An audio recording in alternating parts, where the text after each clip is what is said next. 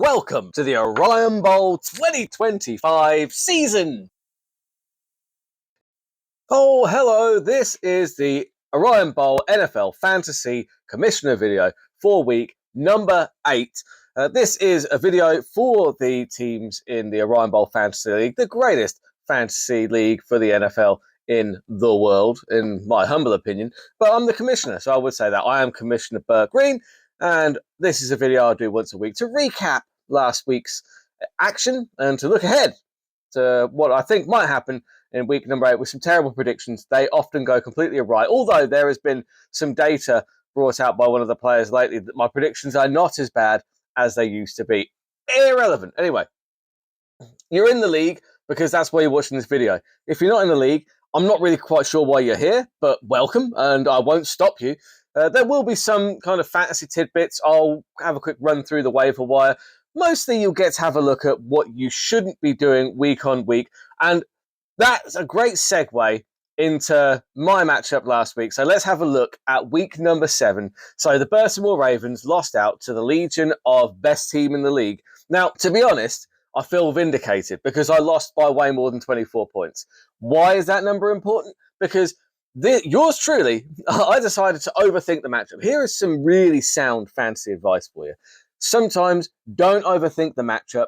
Just let your best players play. Don't try to be too clever. Obviously, Deebo Samuel and Terry McLaurin were both out, which elevated Luke McCaffrey, to arguably wide receiver 1 spot. Arguably, time wasn't kind to that decision. I traded for AJ Brown. Now, AJ Brown hadn't been on great form for the season thus far. He was also going against, at the time, the defense who were number 1 against wide receivers, i.e. wide receivers scored the lowest on average against them. So I thought that isn't the matchup to put AJ Brown in, and I put in Luke McCaffrey ahead of AJ Brown. As you all know, AJ Brown did 24 points, and McCaffrey put up a goose egg, a nice snake eyes, put up a nice 0. So that was a 24-point swing. Despite that, I still put up 92 points, which says a lot about the quality of my team. And you've got to bear in mind, that's without Josh Allen as well, because Josh Allen was on a bye. So there are still some tidbits of hope there, but overall, it was going to be tough to beat the Legion of best team in the league because they are the best team in the league right now. When you're getting 30 points a week, just on average, from Jonathan Taylor, and you have the backups of, Amon-Ra St. Brown as well, then, and your defense ends up putting up 19 points, that's going to be a sweet D of the week, isn't it? Then, the Legion are rolling. I believe they're now 6-1, which is congratulations to the Legion. You put together a hell of a season so far. Then you've got the Coach's Sons versus Baby Got Dat. Coach's Sons winning that one largely due to who was it? It was Jamar Chase, wasn't it? Jamar Chase. And I'll be honest, I made a bold prediction that Jamar Chase would be outscored by Keenan Allen. That didn't happen, but I would say that Keenan Allen put up a spirited effort in putting up 17, but Jamar Chase got, 22? Something like that? Either way, Arizona Cardinal were beaten by their choice to put Justin Fields in at quarterback. Justin Fields, as you know, got benched because he was so awful, and Tyrod Taylor didn't do much better. I would stay away from any Jets player right now, if I'm being honest. I'm a Jets fan, and even I think they are just the worst run franchise in the league. In sports, in all of sports, they are a dumpster fire of a team, and there's no solution in sight, is there? It's a sad time to be a Jets fan. They're looking like going winless. They're probably going to go winless this season. Or better yet, they'll be going winless, heading for first pick of the draft, and then win a meaningless game at the end so they don't get first pick of the draft. That would be what the Jets are going to do. Jets are going to go on and jet, aren't they? The San Diego Harlots managed to beat out the Forbes Niners. I'll tell you what, Jahmyr Gibbs back is killing him from carrying the Harlots in week 7. Not that the rest of this team didn't do great, but I mean 33 points is 33 points. Am I right, Harlots? Then you've got the team with no Namath putting up one of his first over 100 scores of the season. Congratulations to you, taking out the Dallas Stray Gorillas, who also put up a spirited 102, which isn't a terrible score. Drake May obviously carrying most of that. A little bit of Charbonnet, a pinch of CD Lamb, getting some Rashee Rice in there back on form, and all of a sudden the Namath have a team that might be making a late surge for the playoffs. So let's take a look forward to Sweet D of the week, obviously the Patriots D, because they put up 19 points and put the Baltimore Ravens squarely in the bin where they belong. Now let's meander down the cul-de-sac of waivers, the little feature I like to call Waiver Wire Muse. So as always, guys, you are so thirsty for waivers. You're the thirstiest bunch of waiver people I've ever come across. It's crazy. But there's so many waivers, and you know what? I'm a big part of that as well. I'm big into it. Let's keep the waivers alive. Let's make waivers great again, right? Woody Marks is off to the team with no Namath. That is just another one in a long, sad list of pointless additions to your roster. Especially, look, I can even see you haven't even got a running back in right now. How have you not got a running back in right now? And Woody Marks is like the second string running back in a very unfriendly team to the run, quite frankly. I don't know, I'd be staying away from that one. Sam Darnold is off to the Legion of best team in the league. We've got Caleb Williams off to the San Diego Harlots, along with Kyle Mulligai. That's a decent picker. I had an eye on him as well. I also had my eye on Aaron Jones, but dang it, would you believe it, the coach's son's got in there first. Mostly because I had Hunter Henry as my number one, because I need a tight end to cover Travis Kelce on his bye week, and I thought that because the coach's sons, I did think the coach's sons might pick up a tight end because they needed a tight end this week, but no, I should have put Aaron Jones as my number one target, but never mind. Jackson Dart is off to the team with no Namath. You still need a running back. Namath. There's no point in adding Travis Hunter. He's on a bye this week. This is just a bizarre pickup. Bengals are off to the bay. We've got Dak. We've got the Atlanta Falcons are off to the Baltimore Ravens because they play Miami this week, and I like that. I like that matchup a lot. Joey Sly is off to the Baltimore Ravens as well. And last but not least, we've got Orion Gadsden, the second one of the litany of LA Chargers running backs that has had the hype up behind them since the falling of O'Hampton and Najee Harris. I'll be honest, a lot of them aren't doing an awful lot. So Legion's already given me the drubbing of a lifetime anyway. So what do I care what he adds to his team at this point?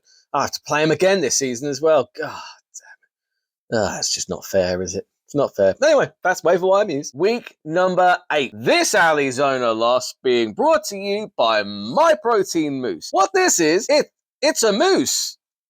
And it's got My Protein, not My Protein. My Protein is a company. They do protein products. There's protein. It's chocolate. It's in a mousse. Because it's My Protein Mousse. Because you got 20 grams of protein in a mousse for people that, if you like mousse and you want my protein, no, not my protein, your protein, it's My Protein in your mousse. Every time. Arizona have got a few bye week issues this week anyway. Justin Fields, surely you're not going to put Justin Fields in, I would say. Who have you got as your backup quarterback? Boo Nix. You should have put Boo Nix in last week, to be fair. So that's fine. Puka Nacua and Bam Knight are on a bye. So, Puka Nacua, obviously he's injured anyway, gives him a chance to recover.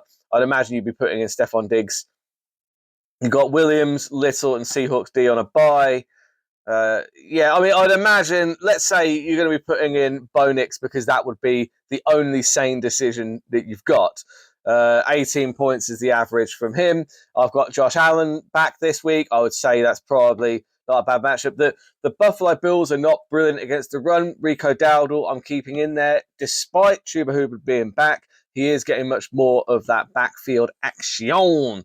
Quinshon Judkins is a must-play, even though the New England defense are solid. So I'm not expecting to. I think he hits more of his floor than his ceiling this week, but the Judkins floor is around 11, 12 points. So I'm going to keep Judkins in. AJ Brown is going in because clearly that Eagles offense rather, are actually starting to hit some form, and AJ Brown's a big part of that. And the Giants are not brilliant. That secondary haven't been the best. The Giants are fun to watch at the moment, mostly because of Cam Scatterbo, but their defense is leaky, let's say.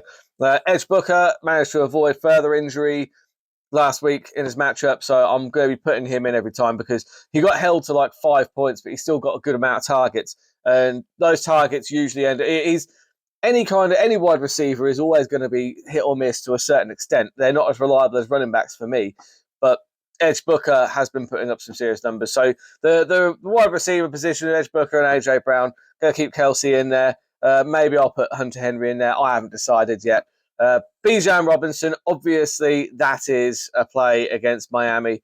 I might get Lutz out of there. I don't really trust him after last week. I mean, he put up okay numbers in the end, but I don't know. The Steelers D, I might swap them out, actually. I'm not really quite sure. Either way, I'm going to back my boys here. I'm going to take a win for the Baltimore Ravens against the Arizona Cardinal. Then you've got the 49ers against Baby Got Dak. Baby Got Dak have got some bye-week issues themselves in Ashton Jeanty and Devontae Adams. And you've also got Trey Tucker and Brock Bowers also on a bye week. So I'm assuming that you're going to be, I'd say that you put in David Montgomery, but he's on a bye as well. I think Hampton's still injured. Blimey. Can I interest you in trading for another running back? I'm sure you already have done.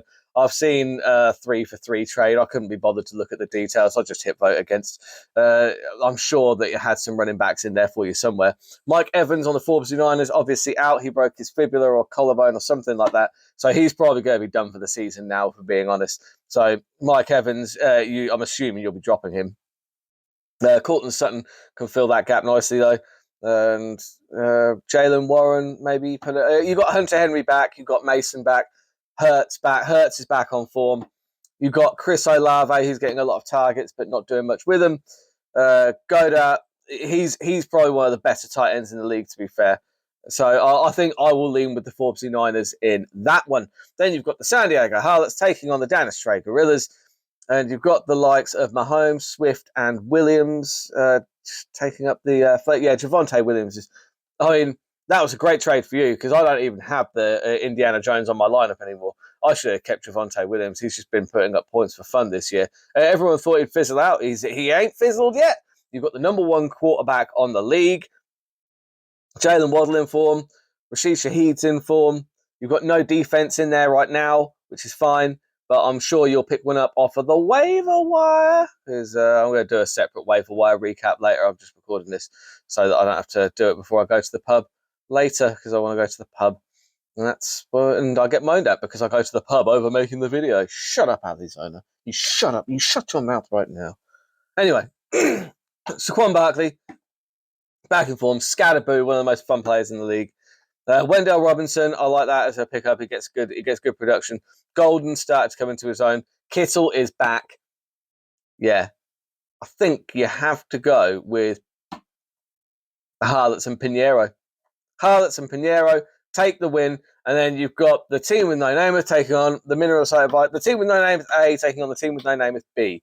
I'm not sure which is which anymore, because whilst the team with no name A finished below, the original team with no name finished below the new team with no name, and there's my protein in the moose. It's a my protein. Obviously the new Minnesota the Vikings have not been on form. They're 2-5, but that win last week really helped them out. Lamar Jackson being back, that's good for him. Dobbins, Jacobs, Flowers, Garrett Wilson, I'd get him out there. I don't trust any Jets players right now. I don't trust any Jets players. Put Jerry Jeudy in there. Jerry Jeudy and Metcalf, you've got to put those in there. I know they're on it. And Chuba Hubbard as well. You've got to get him. And Kayshon Boutte, got to get him in there. Get him off your bench and get him in there. And starting up, Drake May, as much as I hate to admit it, has been very good for the team with no Namath. Cook has been very good as a running back, but he's very hit or miss because Allen takes a lot of those goal line plays, doesn't he? He's a risky play. Don't think I haven't seen that empty running back slot on your roster, Namath. You get that filled before Sunday, or so help me God, 10-point deduction. 10-point deduction, and you lose a draft place. Yeah, that's right. You know the rules. You get a running back in there right now. Marks, the backup to Chuba Huber, the backup to Nick Chubb in an offense that hasn't been cooking, despite all the Cook themed names in your wide receivers. I don't really like that as a play. CeeDee Lamb, Nico Collins, very solid. Rashee Rice is obviously back, very, very solid. Warren might be one of the best tight ends in the league.